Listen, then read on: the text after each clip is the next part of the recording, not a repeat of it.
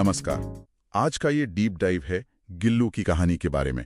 हमारे पास ये लेख है जो एक छोटी सी गिलहरी और लेखिका के बीच का जो एक बहुत प्यारा रिश्ता था उसे याद करता है। जी हाँ।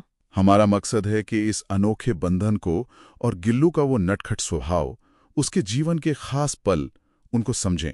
बिल्कुल, और कहानी की शुरुआत भी कितनी अच्छी है। वो सोनजूही की पीली कली। हाँ, वो कली देखते ही लेखिका को गिल्लू की याद आ जाती है जो उन्हीं पत्तियों में छिपता था। सही। तो कहानी आगे बढ़ती है जब लेखिका सुबह देखती है कि अरे कौवे गमले के पास, मतलब कुछ नोच रहे हैं। हाँ, वो कांव कांव और पास जाकर देखा तो वो एक नन्हा सा गिलहरी का बच्चा था, बुरी तरह घायल। कौवों ने चोंच मार मार कर, और आसपास के लोगों ने तो कह दिया था कि भाई ये नहीं बचेगा अब। हाँ, मतलब उम्मीद छोड़ दी थी सबने, लेकिन लेखिका ने नहीं छोड़ी। नहीं, उन्होंने हार नहीं मानी।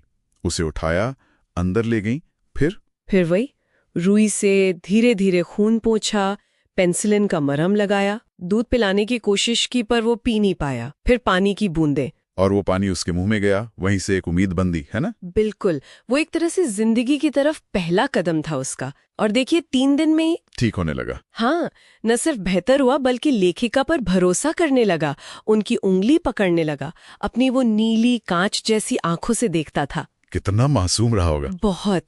और कुछ ही महीनों में तो बिल्कुल ठीक हो गया। तब उसका नाम पड़ा गिल्लू। गिल्लू। और उसका घर भी तो बड़ा अनोखा था। हाँ, वो फूलों की डलिया खिड़की पर टांग दी थी, उसमें रुई बिछाकर। तो मस्त घर था उसका, लेकिन वो सिर्फ बैठा तो नहीं लेता होगा, शरारती भी था। अरे बहुत। लेखिका का ध्यान खींचने के लिए क्या करता था, पर्दे पर सर से चढ़ता, अच्छा। और उतनी तेजी से नीचे जब तक लेखिका उठ के उसे पकड़ न ले, वो लगा रहता था। हाँ हाँ, ध्यान खींचने का अपना तरीका। बिल्कुल। और वो लिफाफे वाला किस्सा भी मजेदार है। हाँ, जिसमें वो घंटों बैठा रहता था। हाँ, एक लिफाफे में दीवार के सहारे टिककर अपनी नन्ही आंखों से लेखिका को काम करते देखता रहता था। और भूख लगने पर चिक चिक एक खास आवाज निकालता था। पता चल जाता था कि अब इसे कुछ चाहिए। हाँ, और क्या चाहिए होता था, काजू या बिस्कुट। काजू तो उसे बहुत पसंद थे शायद। हाँ, काजू तो फेवरेट थे उसके, मिलते ही बड़े आराम से खाता था। फिर एक दिन लेखिका ने देखा कि खिड़की के पास दूसरी गिलहरियां हैं। जी, और गिल्लू उन्हें बड़े ध्यान से देख रहा था। तब लेखिका को लगा कि इसे भी आजादी चाहिए। सही बात है।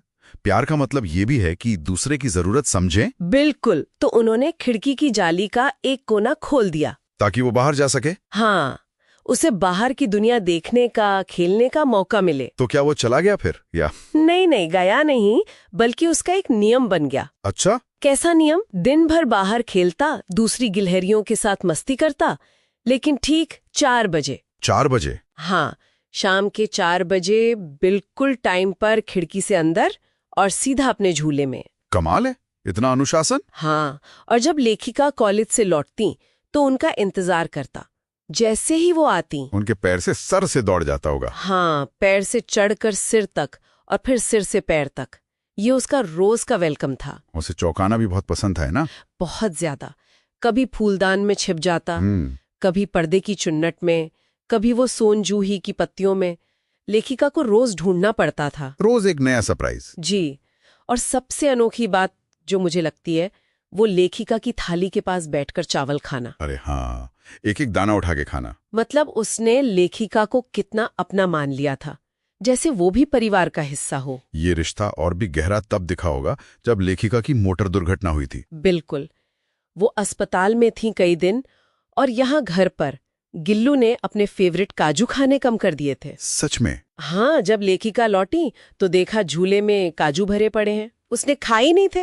ये तो मतलब बिना कहे अपनी चिंता दिखाना हुआ। वही तो, जानवरों का अपना तरीका होता है प्यार जताने का। और जब लेखिका बीमार होकर घर पर थी तब भी तो उसने। हाँ, वो उनके सिरहाने बैठ जाता था और अपने नन्हे पंजों से धीरे धीरे उनके बाल सहलाता था। सोचिए जरा। लेखिका ने लिखा भी है कि जब वो हटता था तो ऐसा लगता था जैसे कोई नर्स चली गई हो। कितनी गहरी संवेदना। वाकई। लेकिन गिलहरियों की उम्र तो कम होती है। हाँ, करीब 2 साल। और गिल्लू के जीवन का भी अंत नजदीक आ रहा था। अपने आखिरी दिन उसने कुछ खाया नहीं, ना ही वो बाहर गया, बस सुस्त पड़ा रहा। और रात में शायद तकलीफ ज्यादा हुई होगी तो वो अपने झूले से उतरा और लेखिका के बिस्तर पर आ गया। उनके पास? हाँ, और उसने लेखिका की वही उंगली पकड़ी जो उसने बचपन में पकड़ी थी जब वो घायल मिला था। ओहो। उसके पंजे एकदम ठंडे पड़ चुके थे।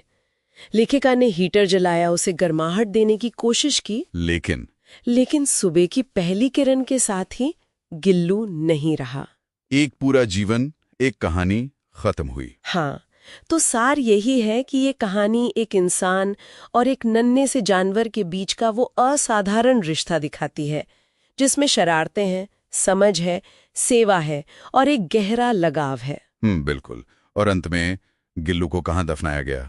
सोनजूही की लता के नीचे, क्योंकि वो लता उसे सबसे प्यारी थी। और लेखिका का वो ख्याल कि शायद किसी वसंत में गिल्लू उसी लता पर पीले फूल के रूप में खिलेगा और उन्हें चौंकाएगा। जी, ये हमें याद दिलाता है कि यादें कैसे रहती हैं, प्यार कैसे रहता है, प्रकृति के चक्र में सब कैसे जुड़ा है। उस नन्हे जीव की सुंदरता और उसके जाने के बाद भी बचा हुआ प्यार, ये कहानी हमें यही महसूस कराती है। बहुत खूबसूरत। ये थी गिल्लू की कहानी पर हमारी आज की डीप डाइव।